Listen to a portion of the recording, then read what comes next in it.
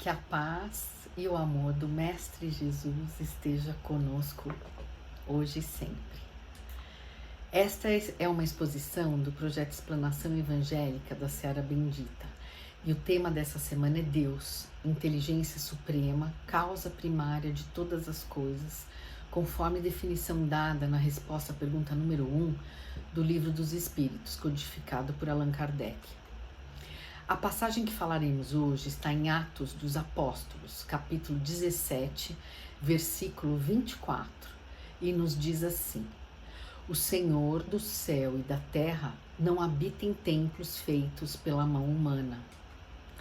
Em várias passagens da Bíblia, também temos o céu como local físico indicado para a morada de Deus. Na própria oração do Pai Nosso, na primeira frase, temos: Pai Nosso que estais no céu, dita por Jesus e registrada no Evangelho de Mateus, capítulo 6, versículo 9. Por outro lado, temos vários relatos na Bíblia que afirmam que Deus está em nossos corações, a exemplo de outra passagem de Paulo, em sua primeira carta aos Coríntios, capítulo 3, versículo 16, que nos traz o seguinte: Não sabeis vós que sois o templo de Deus e que o Espírito de Deus habita em vós?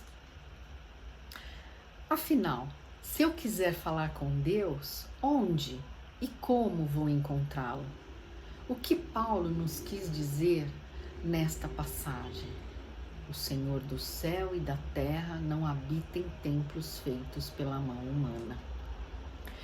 O primeiro ensinamento que ele nos traz é que Deus é o Criador de todas as coisas que existem, seja do céu ou seja da terra. Deus criou o universo, a natureza, os animais e toda a humanidade. Deu aos homens vida, respiração.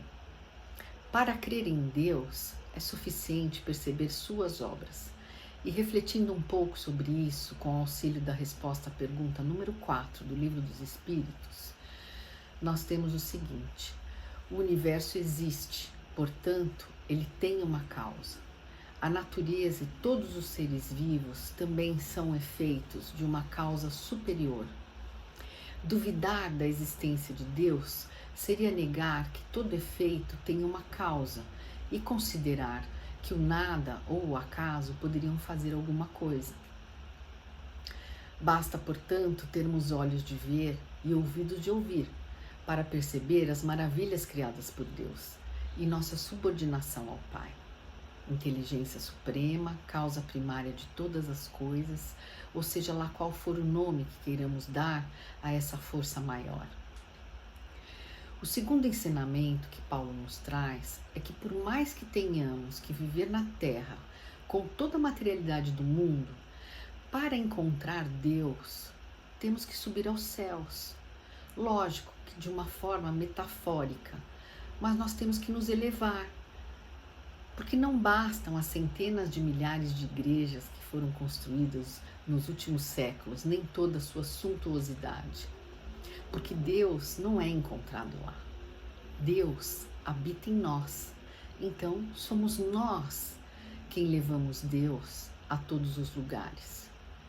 E nós o enxergamos através de nossos olhos. Mas detalhe, não basta simplesmente irmos a um templo para orar.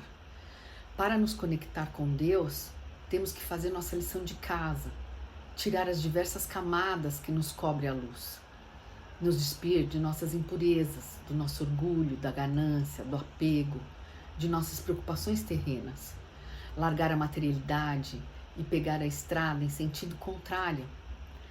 Como diz Gilberto Gil, se eu quiser falar com Deus, tenho que me aventurar, no sentido de tentar, de nos desafiar a largar tudo isso aqui, esse Deus de ouro que tanto amamos. Para isso, necessitamos combater nosso egoísmo e sair do nosso amor próprio para o amor ao próximo. Como disse o filósofo Humberto Roden, espargir a nossa luz em forma de ética humana, sair em busca das obras de Deus, participarmos delas e sermos co-criadores. E não estamos falando de grandes feitos, não. Estamos falando apenas do que estiver ao nosso alcance hoje, fazer a nossa parte hoje, porque nunca estaremos totalmente prontos. Somos seres imperfeitos, mas possuímos uma centelha divina e Deus nos deu isso para que tivéssemos vida, a verdadeira vida, plena e abundante, na paz e no amor.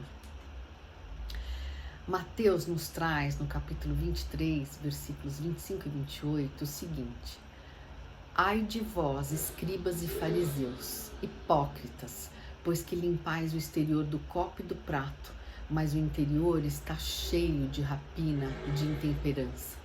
Assim também vós, exteriormente, pareceis justos aos homens, mas interiormente estáis cheios de hipocrisia e de iniquidade. Deus não está no exterior, no que temos ou mostramos ter. Ele está dentro de nós. Não o procuremos nas coisas efêmeras e breves de nossa vida terrena. Busquemos progredir internamente, fazer a reforma íntima, aperfeiçoando o que não temos de tão bom e desenvolvendo nossas potencialidades no bem. Para nos aproximarmos da divindade que existe em nós, não há outra forma que não o serviço prestado aos outros.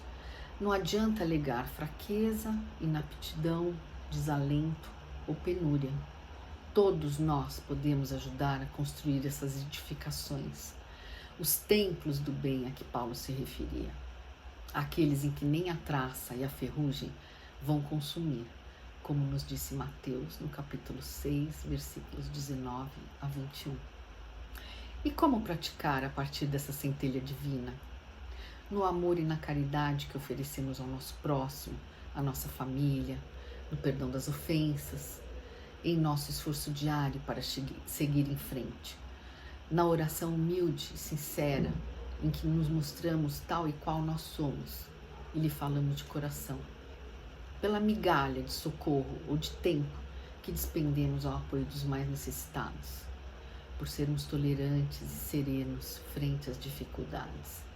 Em todos esses momentos, Deus se faz presente, nos afagando a alma, nos sustentando e renovando nossas forças.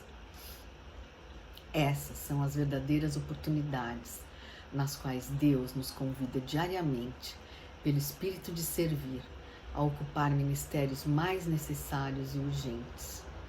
Sem contar que sempre que estendemos a mão a alguém, somos nós quem mais recebemos. Ainda que não tenhamos a inteligência necessária, capaz de descrever sua grandeza, façamos a nossa parte e estaremos sempre com Ele. Poderemos senti-lo em tudo, chamá-lo simplesmente de Pai. E apesar das dificuldades, poderemos nos alegrar, confiantes de que em todos os momentos Ele estará conosco, nos abençoando e zelando para que o melhor aconteça. Com as bênçãos de Deus, fiquemos em paz.